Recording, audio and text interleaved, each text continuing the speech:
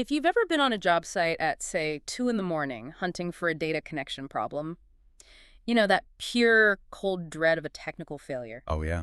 But when that failure is invisible, when you're chasing what they call a ghost loss, a tiny signal drop that just shouldn't exist, that's when it gets really frustrating. We are definitely talking about the high-stakes world of fiber optics, hmm a place where signal loss is measured in decibels and the margins for error are just unforgiving. And the source material we're digging into today is really unique. It's basically 21 years of field experience distilled into a confession booth, exposing all the worst habits that techs can develop. Exactly. These are the habits that cause that one notorious problem. We're talking about a tiny bit of signal degradation, maybe just 0.15 dB. Which, according to our sources, is enough to make grown techs cry. It sounds small, but that ghost loss is more than enough to, murder your bandwidth and just completely crush your system's budget. So our mission today is to cut through all the excuses. We're doing a deep dive into what the industry calls the 7 deadly sins of fusion splicing. And this isn't about blaming bad luck or, cheap equipment. This is purely about the poor habits that kill quality. Right. We want to give you the battle-tested routines that separate a costly rookie mistake from a professional splice that hits that gold standard, consistently staying under 0.02 dB. So we're going to unpack these sins chronologically. We'll follow the whole life cycle of a splice, from prep all the way to verification. Okay, let's start at the very beginning, at the workbench. The sins of preparation. Cleanliness and alignment. What's really fascinating here is how often the most basic, the cheapest step is where everything goes wrong. The experts say the #1 killer is the first sin: dirty tools and fibers. It is still the #1 cause of failure. And there's a huge irony here. You could be using a $20,000 fusion splicer, a Sumitomo, a Fujikura 90S. Top of Right, the best. But if your cleaver blade has even a single speck of dust on it, that incredibly precise machine is basically useless. Hold on. If I've invested all that capital in tech that's designed to align fibers down to the nanometer, shouldn't the machine's optics be able to, I don't know, compensate for a tiny dust particle? That's a great question, but the physics here are just brutal. That dust particle, even if it's microscopic, it causes a chipped end face on the glass. It's not a clean break. Okay. So when the light from the arc hits that little imperfection, the fibers don't fuse perfectly, and you get 2 immediate catastrophic problems. First, light scatter. Which is your loss. That's your 0.1 to 0.5 dB loss right there. And second, you get high reflectance. Okay, and for anyone less familiar, what does high reflectance actually do to the network? High reflectance means light is literally bouncing back toward the source, which creates network noise and jitter. If you're running high-speed data, that noise is enough to break a critical link no matter how perfect the alignment might look on the screen. So it's just chaos. It's chaos caused by, well, laziness and cleaning. So salvation demands, what, a religious adherence to cleaning? What does the pro routine actually look like? The material is so insistent on this. You have to wipe the cleaver blade with an alcohol wipe every 10 cleaves. Every 10. Wow. Yeah, and the full ritual is just non-negotiable. You strip the coating, clean the bare fiber with a lint-free wipe and 99% isopropyl alcohol, blow it dry with canned air, and only then do you cleave it. No exceptions. No exceptions. And the real pros, they keep a cheap USB microscope handy just to inspect the end face every now and then. If you see fuzz, you fail. Simple as that. That level of detail around cleaning has to carry over into how you physically handle the fiber, which I guess brings us right to the second sin: half-ass stripping and twisted fibers. This one is described so vividly in the source. It's ripping the coating off like you're tearing open a bag of chips, and then twisting the fiber maybe 30 degrees when you insert it. You end up with cores that are not parallel. They look like they're doing the tango instead of staring straight at each other. And the result is something you can actually see, right? You're talking about misalignment, little bubbles trapped in the fusion, or that, what do they call it? The pistol grip splice. Yes, the pistol group, where one side flares out like a bad haircut. The fix is really twofold. First, use quality tools, Miller or Jannard strippers. Avoid that, $8 Amazon special. Right. Because they just don't hold the precision you need. Second, the crucial part is handling the fiber dead straight when you insert it. One of the experts says he tells new techs, pretend it's your paycheck. Hold it straight and gentle. That's a good visual. And for those really tough coatings, like the 200 micron G.657, they mention thermal strippers are a game changer. Oh, absolutely. Yeah. A thermal stripper just heats the coating enough so it slides right off. It minimizes the physical force, so you prevent all those little stress fractures and the twisting that happens when you try to just rip a stubborn coating off. So an investment that pays for itself. In time and fewer redos, for sure. Okay, so we've prepped the fiber. Now the splicer itself has to be ready for the arc. This leads us to sin number 3, ignoring electrode wear and skipping calibration. Electrodes are consumables. They wear out. But you get techs trying to be a hero and Oh, push them way past their limits. right.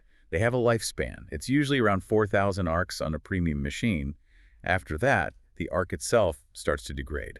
So what are the symptoms? How would you know your electrodes are worn out, besides just getting bad splices? You'll see the splicers start giving you high loss estimates. Yeah. They're often wrong, but it's the machine telling you something is off. You also see physical bubbles in the glass or this weird shape called waist thickening, where the fiber gets too wide at the splice point. Because of uneven heat. Exactly. And the worst sign is when the arc literally dances sideways instead of focusing right between the tips. So the fix is being proactive, replace them at the manufacturer's count. But there's another critical habit here, right? Calibration. Yes. Running arc calibration is not optional, it's mandatory. Every single morning before you start. And critically, anytime the environment changes. Like altitude, temperature, humidity. All of it. Any of those things affect how the arc behaves in the air. The source material made a point of calling this out for every Canadian job site ever. Yeah, that really drives the point home, doesn't it? You're compensating for physics? The calibration tunes the power and position of that arc to the current conditions. Just keep a spare set of electrodes with you. It's the cheapest insurance policy you can buy. Okay, we've prepped, we've calibrated, now we're in the execution phase right after the arc fires. And this brings us to sin number 4, wrong splice sleeve or rushed heating. This is what I call the sin of deferred damage. The problem doesn't show up right away. It shows up 6 months later when the customer calls about random outages. And that's from using the wrong sleeve. It's from using, say, a rigid 60mm sleeve in a really cramped, packed splice tray. That stiffness puts physical strain on the fiber over time. Which eventually leads to what? A crack? A kink? Exactly. Kinks, stress-induced loss, or even outright breaks. If the tray is tight, you have to use a shorter 40mm sleeve or even a micro sleeve. The pro understands the environment. And the other part of this sin is rushing the heat cycle, just pulling the splice out after 8 seconds because the light turned green. Yeah, that's a dangerous assumption. That heat cycle isn't just to warm the plastic. It's to fully cure the polymer tube onto the fiber. It provides the mechanical protection. I see. If you interrupt that cure, you weaken the whole structure, leaving that splice vulnerable to vibration and microbending loss down the road. So the gold standard routine is You pre-slide the sleeve on, you splice, you carefully center the fiber in the sleeve, and then you let it run the full uninterrupted heat cycle. No cheating. so the sleeve is basically the splice's exoskeleton. That's a great way to put it. Yeah. And remember to use the reinforced sleeves if you know that cable is going to be in a rugged outdoor environment. That makes perfect sense and brings us to sin number 5, which is the big, unavoidable challenge, dealing with physics on the job site. Bad environmental control. You mean wind, dust, and cold. Exactly. The consensus from the field is crystal clear. Splicing outside without some kind of tent is, and I'm quoting the source here, a bold strategy, Cotton. Huh. Right. Physics does not care about your deadline. Not at all. And wind is a total killer. During that arc, the glass is liquid for a moment. Even a tiny breeze can move the fiber just enough to cause an offset before it solidifies. And that's permanent loss. Permanent loss. Cold is another huge factor that makes the fiber's coating brittle so it just cracks when you try to strip it. And dust, of course, getting in the V-grooves messes up your alignment permanently. So the survival kit needs some low-tech solutions. A splice tent, obviously. Maybe a cardboard box in a pinch. But what about that trick for cold weather? It's simple and it's brilliant. Hand warmer packets. Really? Yeah. In freezing temperatures, you put your spool of fiber and the working length inside a plastic bag with a hand warmer for about 15 minutes. It warms the coating just enough to make it elastic again, so you get a clean, stress-free strip. That's amazing. Just mitigating the factors you can't control with simple tools. That's what being a pro is all about. Okay, so we've moved through prep and execution. Now we're at the final and maybe the most high-stakes category, verification and documentation. This brings us to sin number 6, trusting the estimated loss. Ah, the classic rookie mistake. It seems like it. And it's the one that kills projects silently. You see that 0.01 dB estimate on the splicer screen, you log it, and you walk away happy. But that's a fast route to system failure. Okay, we have to unpack that. Why does the machine lie like a cheap rug, as the source puts it? If I just spent thousands of dollars on this thing, why is that number meaningless? Because that number is purely an estimate. It's a guess. The splicer uses its cameras to visually analyze the fiber alignment before the arc fires. It's calculating what the theoretical loss should be. So it's looking at the geometry, not the actual light transmission. Precisely. It doesn't measure the actual optical loss after the fusion is done. The source material gives a catastrophic example. They've seen splices estimated at a perfect 0.02 dB. Which is flawless. Flawless. But then they measure a disastrous 0.45 dB when tested with an external device. Wait, 0.45, that's nearly 20 times worse. It is. A loss that high means you've probably failed the entire system budget for that run. It could cause a total service shutdown. So what's the mandatory fix? You have to verify your critical splices with an OTDR, an optical time-domain reflectometer. And just briefly, what does the OTDR do that the splicer's estimate can't? The OTDR is the judge and jury. It actually injects a pulse of light down the fiber, and then it analyzes the returning reflections and backscatter. It measures the actual integrity and light transmission of the splice you just made. So the estimate is a suggestion, the OTDR is the optical truth. That's it. Verification is professionalism. And finally, we get to sin number 7.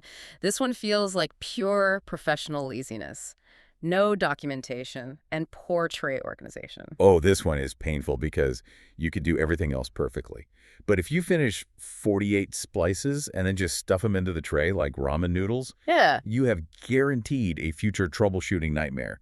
That 10-minute fix turns into a 2-hour hunt for fiber number 23. We've all seen that nightmare tray. So what does the pro organization look like? You label everything. Use a Brady printer or, heck, a Sharpie and clear tape in a pinch. But label it. And route the fibers with gentle, deliberate bends. Keep that minimum 30-millimeter bend radius to prevent stress loss. That's micro-bending. That's microbending loss. Yeah. And there's a great modern habit, too. Which is? Take splice selfies. Most modern splicers save an image of the splice. Log that picture with the documented splice number and the OTDR trace. So if a customer calls about fiber 23 6 months later, You pull up the photo, you pull up the trace, and you can diagnose the issue remotely. That level of record keeping separates the amateurs from the true professionals. so what does this all boil down to? We've seen that the road to a perfect splice is paved with, well, meticulous cleaning, calibration, and verification. The real takeaway seems to be that habits make the difference, not the hardware. Absolutely. Avoiding these 7 mistakes, which are all procedural flaws, not equipment failures, means you splice faster, you eliminate costly redos, and you just drastically improve network reliability. And the experts who gave us this advice left us with a really powerful final thought. They said the best, most expensive splicer in the world can't save you from bad habits. But good, disciplined habits, that rigor and attention to detail, they'll make even a cheaper $900 machine splice like a premium one. The discipline is the ultimate difference maker, Not the price tag. not the price tag. And that brings us to our final thought for you to consider.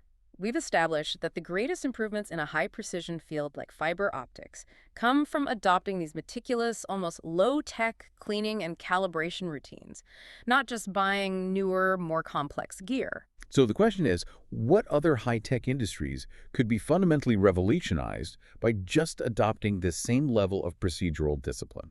Think about, say, aerospace manufacturing or advanced microchip fabrication.